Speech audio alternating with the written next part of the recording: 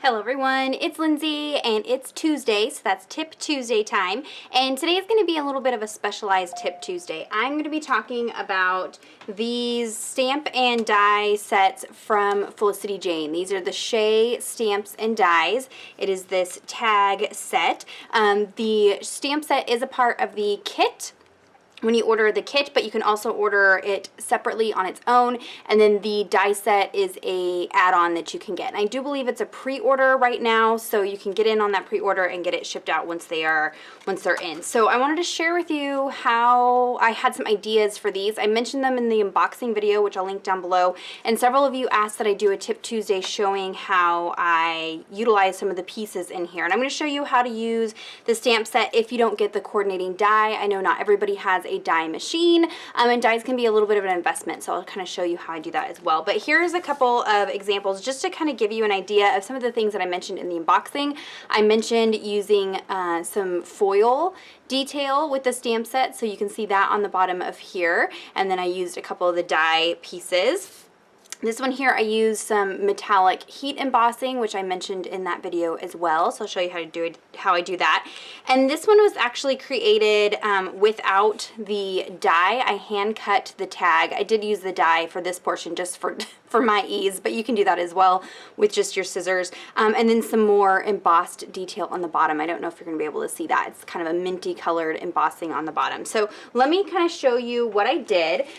One tip I have is to use the packaging. I always mention to use the paper packaging from the paper pack, and that is what I exclusively used for these tags today. And so I already went ahead and pre-cut out a few tags just for the sake of the video, just to save time.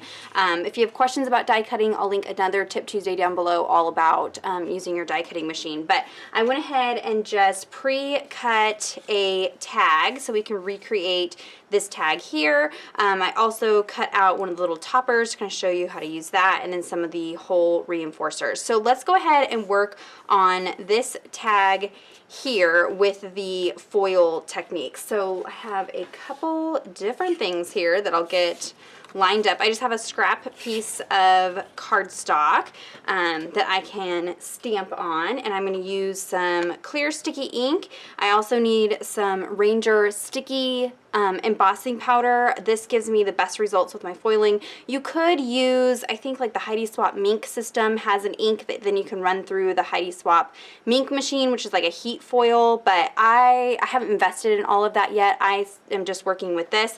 It does give you a little bit more like rough finish of a foiling detail, but I'm okay with that. So you do need that, and then you also need some foil. I'm using some rose gold deco foil today. Everything will be linked down below for you guys. So what I'm going to do is I'm going to take the stamp set. I've already gone ahead and pre-cut out my tag using the largest tag from the die set. You could also just hand cut out the tag as well. You could use maybe another tag die cut that you have as a template for this. You could buy, like they have manila tags, white tags, things like that. You could do that as well. So let me go ahead. We're going to use this little stripy pattern here. I'm going to get this on my ink block, or on my stamp block, and then I'm going to ink this up with that clear sticky ink, because we're basically going to be embossing first and then adding the foil. I have discovered a couple of tricks with this foiling technique, so I'll kind of share with you as I go along. I'm going to try to get that lined up as best as I can. Press that down. Now that ink does stay wet for just a few seconds, so it gives you some time to kind of maneuver things here. Okay. So now I can go ahead and add my embossing powder. Now what I didn't do is I should have prepped that with my powder tool beforehand, but I didn't, so we may have some issues. We'll just have to see. So I'm going to go ahead and sprinkle this over the top. And basically this is like a powder glue is the best way to think about this. So before I heat set it, I'm going to go ahead and clean up my mess, because once I start adding heat to this, it becomes like a wet glue and it has a very quick dry time. So you got to move fast. So I'm going to go ahead and cap that. And then I want to heat set this. Now it's got kind of a powdery finish to it. I don't know if you'll be able to see that. I'm going to heat set it just till it starts to turn shiny. You don't want to overheat this particular embossing powder. So I'm just going to heat it till it just starts to melt. Okay, and then very quickly you want to have your foil all ready to go. I'm going to lay my foil because basically now it's like a wet glue that dries quickly. So you want to make sure that you have whatever you're going to put on there, whether it's glitter or flocking material or foil, you want to have it on hand right next to you. And then you're just going to burnish this down until it dries. So you don't want to remove it right away. You do want to keep pressing into that glue until it starts to kind of release itself. And that's going to give you the best results. In the past, I've stuck it down and then pulled it right up, and then you just don't get good results because the glue isn't drying and setting into that foil. So you do want to take a little bit of time with it here.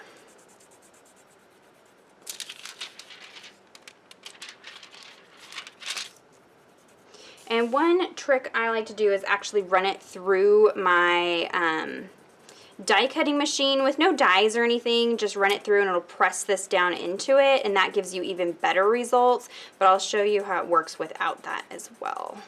So you can see it's starting to lift up, and that's how I know my glue is setting and drying. Okay, and you can see it kind of has a like grungy, messy texture. I'm sure if I put this in my stamp positioning tool, which I have right here, if I put that in here and like double stamped my Versamark, I may have gotten even a better impression from the ink. But there you can see now I have that foil detail on the tag. And then I can just add one of these reinforcers. This is one that I die cut using the dies and that little scrap of paper from the paper pack. So I'll go ahead and just stick that down. You've also got a stamp enforcer in here too if you'd rather not have the bulk or, you know, be messing with die cutting. You could stamp this in a color and hand cut it out, or just stamp directly onto your tag itself. But there is my tag, and then I have, you know, room on the back side if I want to write things. I can add stitching, I could add die cuts to this. You could kind of go crazy with the embellishments on here, but this kind of gives you a base. So there is the foiling technique. Now let's talk about how to do it without the dies. So that is this one here.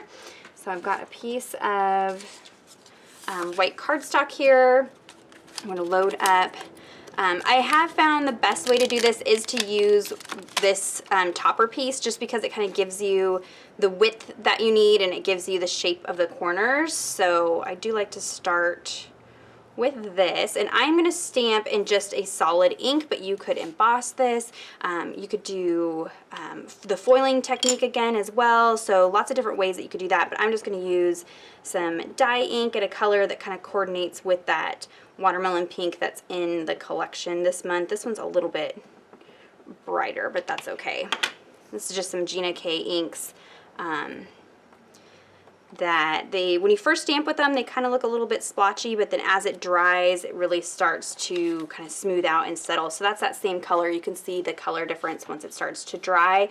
Dye inks do stain your stamp, but that's not a problem. There's nothing wrong with the stamp. Once it's been cleaned, it's a dye ink, so it dyes it a little bit. So then what I have here is a ruler, and I'm just going to use my ruler to get my lines drawn so I know where to cut. And it's at this point that you can make it however long you want. If you want a 6-inch tall tag, if you want, you know, a short squatty tag, that's kind of the nice thing about cutting it out yourself, is you have the freedom to kind of make it as long or short as you want. I'm going to go ahead, I think I'm just going to do like, we'll do 3.5 inches here. So I'm just lining up my ruler with this edge and the top there, and that's just going to give me a straight line, and then I can go ahead and just use my scissors to cut this out. So you can see you don't have to have the dies, but the dies definitely make your life easier. I prefer having the dies just because I hate fussy cutting things. But you can see it's pretty straight lines, so then I'm just going to cut the corners off and the top. So there is my tag. And then I have a We Are Memory Keepers hole punch here that I'll use to punch out the hole. Just like that. You can see it's not quite the same size, but that's okay. I could go in a couple times and kind of like munch it open, I guess. There we go. Alright, so there's the base of my tag, and then we can go in and do whatever we want. We can foil, we can just stamp the detail. I'll go ahead and use that mint embossing again. Okay, so this time I'm going to remember to apply my powder tool, and this just means that the embossing powder is only going to stick to the stamped image and not any of my like fingerprints or anything else that might be on that cardstock. So I'm going to go ahead and ink this up with that clear sticky ink again. I'm going to line this up towards the bottom of my tag.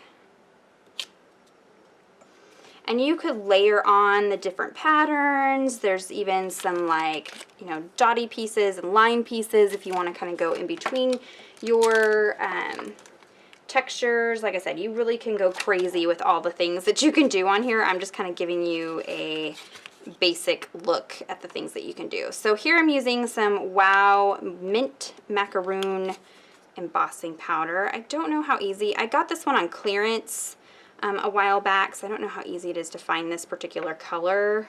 If I can find it, I'll link it down below. So I'm going to go ahead and just shake that over the top of that and coat that really well. And then we'll heat set that until it melts.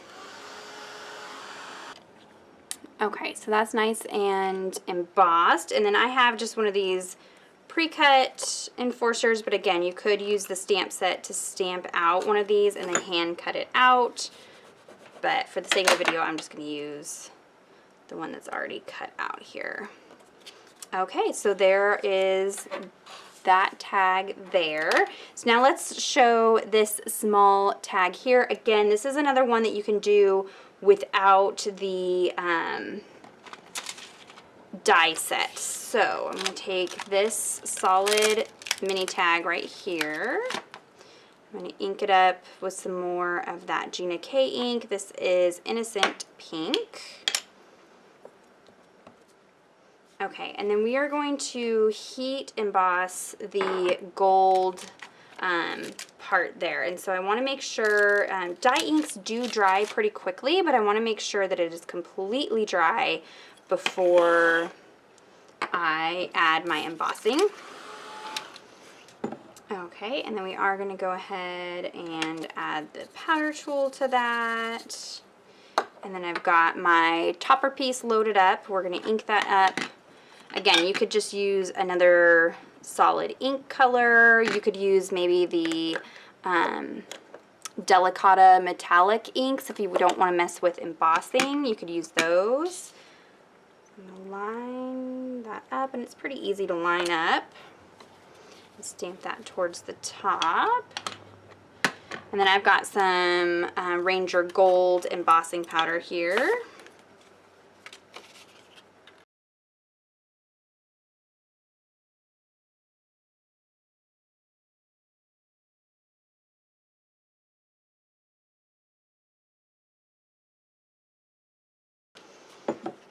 So now you can see how that added that metallic gold, and again, you can either hand cut this out or use the coordinating dies.